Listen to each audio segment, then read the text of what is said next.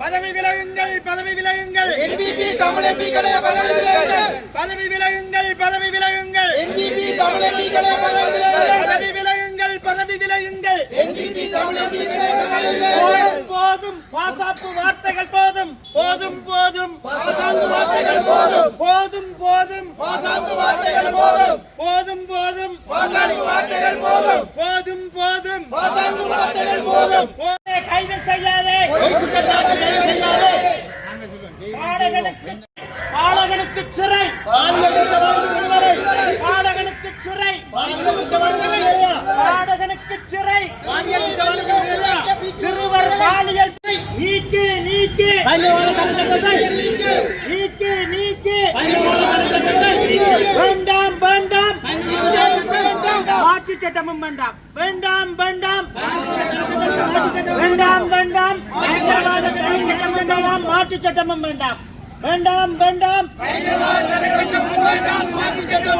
வேண்டாம் பாடகனுக்கு சிறை பாலியல் குற்றவாளி பிக்குவுக்கு விடுதலை பாடகனுக்கு சிறை பாலியல் குற்றவாளி பிக்குவுக்கு விடுதலை உணர்வு பாடகனுக்கு சிறை பாலியல் குற்றவாளி பிக்குவுக்கு விடுதலை உணர்வு பாடகனுக்கு சிறை பாலியல் குற்றவாளி பிக்குவுக்கு விடுதலை உணர்வு பாடகனுக்கு சிறை பாலியல் குற்றவாளி பிக்குவுக்கு விடுதலை வல்வெட்டித்துறை மக்கள் சார்பாகவும் இளைஞர்கள் சார்பாகவும் ஆர்வலர்கள் சார்பாகவும் தமிழ் மக்களின் விடுதலை போராட்டத்திலே பயங்கரவாத தடைச்சட்டம் உடனடியாக நீக்கப்பட வேண்டும் என்ற கோரிக்கையை வைத்தும் அதன் மூலம் கைது செய்யப்பட்ட கைதிகளையும் கலைஞர்களையும் இவ்வேளையில் கைது செய்வதை நிறுத்த வேண்டும் என்ற கோரிக்கையை வைத்தும் அதேபோன்று மக்களுக்கான சுதந்திரமான நடமாட்டத்திற்கான விடுதலையை வேண்டியும் முக்கியமாக எமது இளைஞர்களின் இன்றைய அச்சுறுத்தலுக்கு மத்தியிலும் வல்வெட்டித்துறையில் நேற்றைய தினம் இந்த ஏற்பாடு செய்யப்பட்ட பொழுது போலீசாரினால் அச்சுறுத்தி எம்மிடம் கையெழுத்து பெறப்பட்டிருக்கின்றது.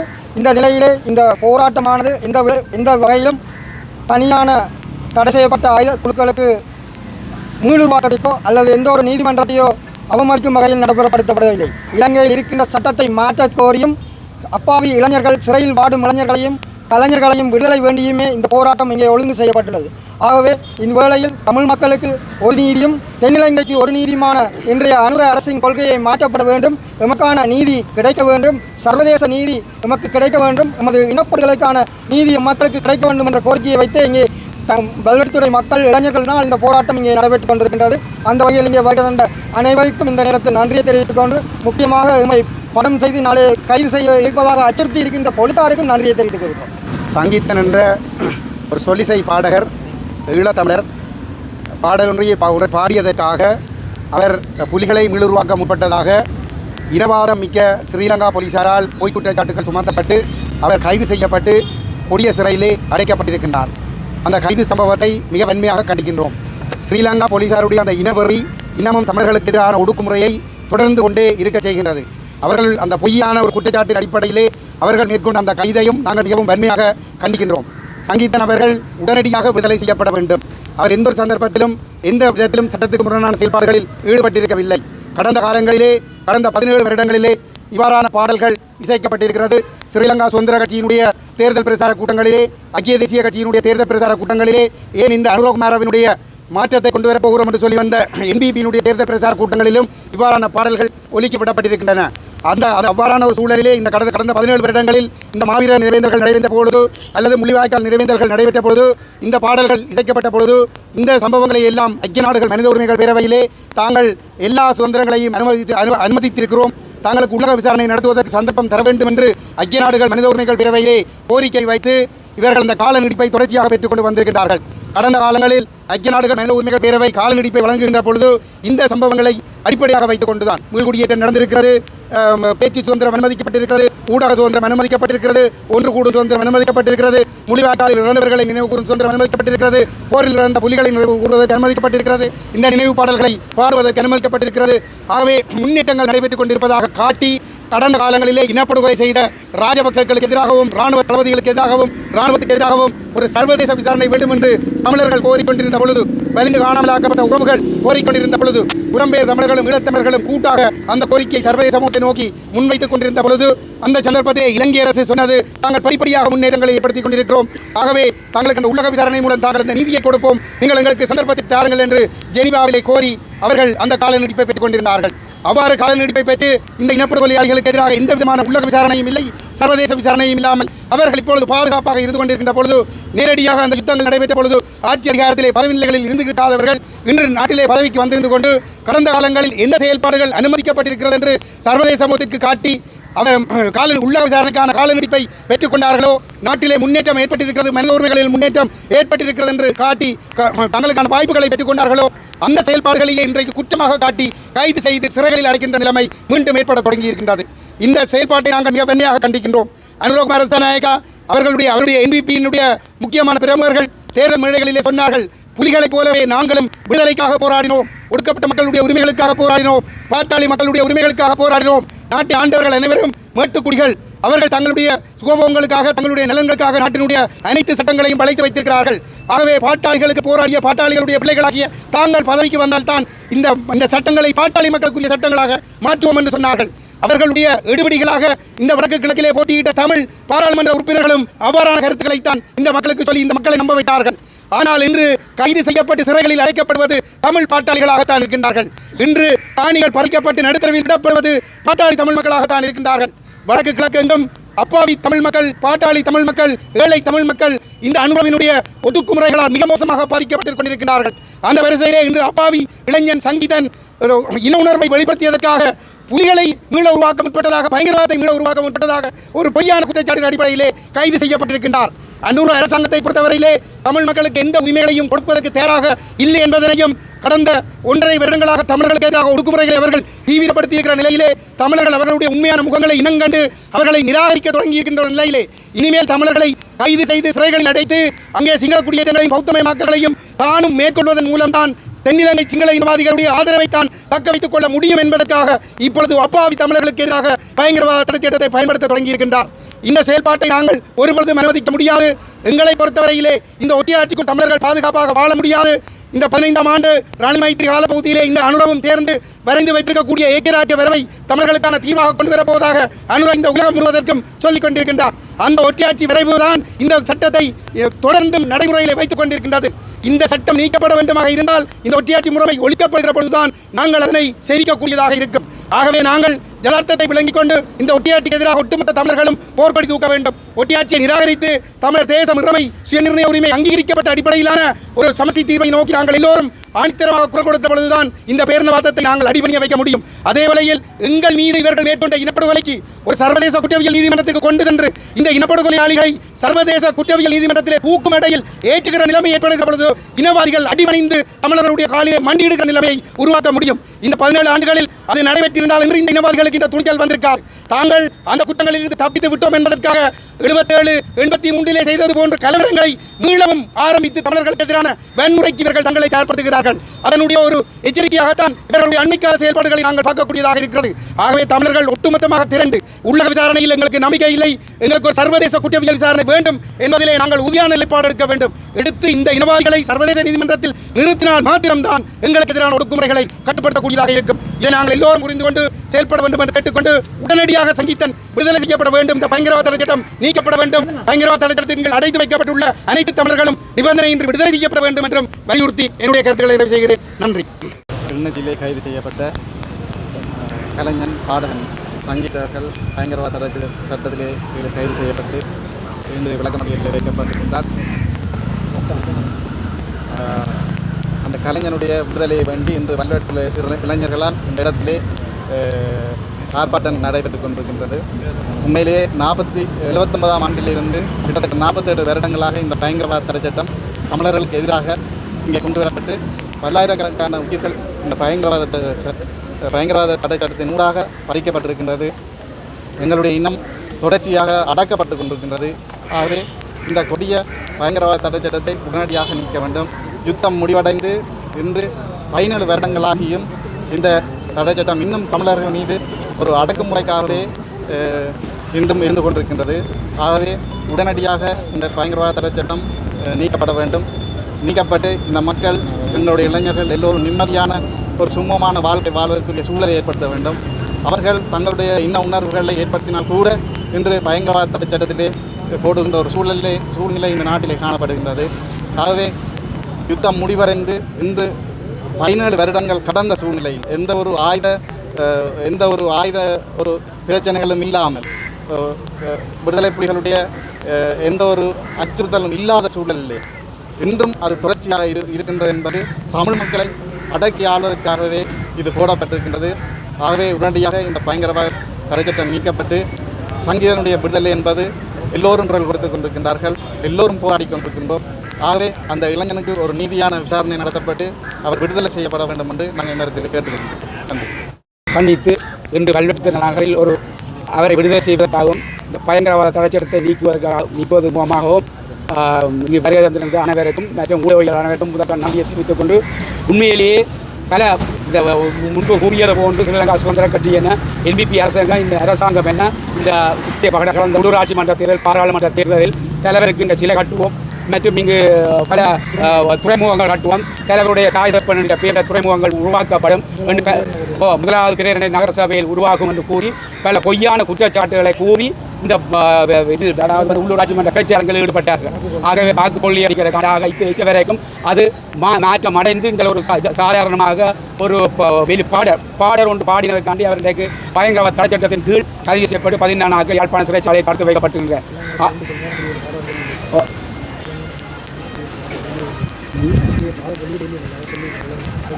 அவருடைய என்பிடி பாராளுமன்ற உறுப்பினர்கள் ரஜீவன் ஜெயச்சந்திரமூர்த்தி கூறியிருக்கிறார். இது கண்டிக்கத்தக்கது. அதே மாதிரி இளங்குமரன் பாராளுமன்ற உறுப்பினர்கள் அப்படி ஒரு பாடை சேர்க்கப்படவில்லை என்று சொல்லியிருக்கின்றார்.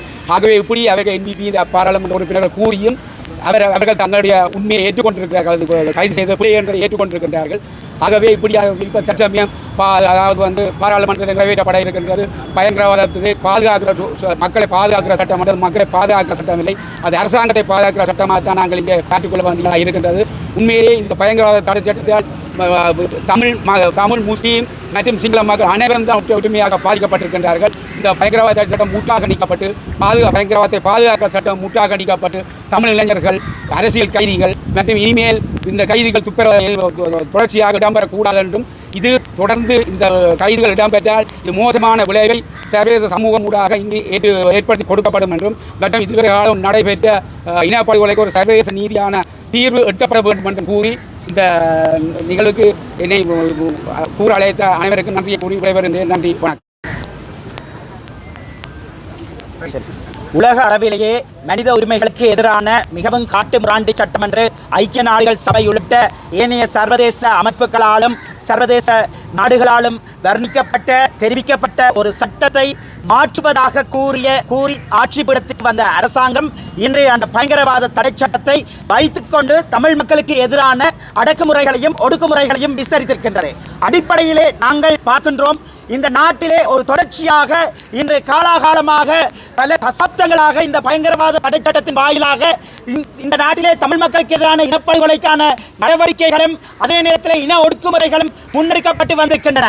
அவ்வாறான ஒரு சட்டத்தின் வாயிலாக குற்றம் சாட்டப்பட்டு இப்போது இளைஞர்கள் கைதாகி கொண்டிருக்கின்றார்கள். இந்த இடத்திலே நாங்கள் கௌரவ நீதிமன்றங்களை விமர்சிக்கவில்லை, கௌரவ நீதிமன்றங்களுடைய தீர்ப்புகளை விமர்சிக்கவில்லை.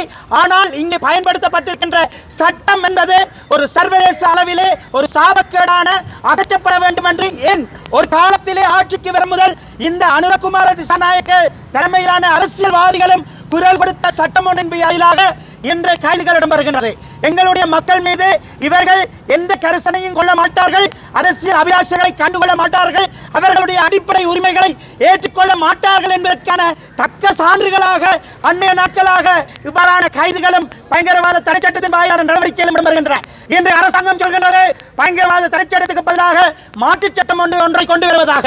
மாற்றுச் சட்டம் என்பது பயங்கரவாத தடை சட்டத்தை ஒத்ததாக அல்லது அதன் ஒரு தந்திரோபாயமான அணுகுமுறையாக இருக்கின்றது.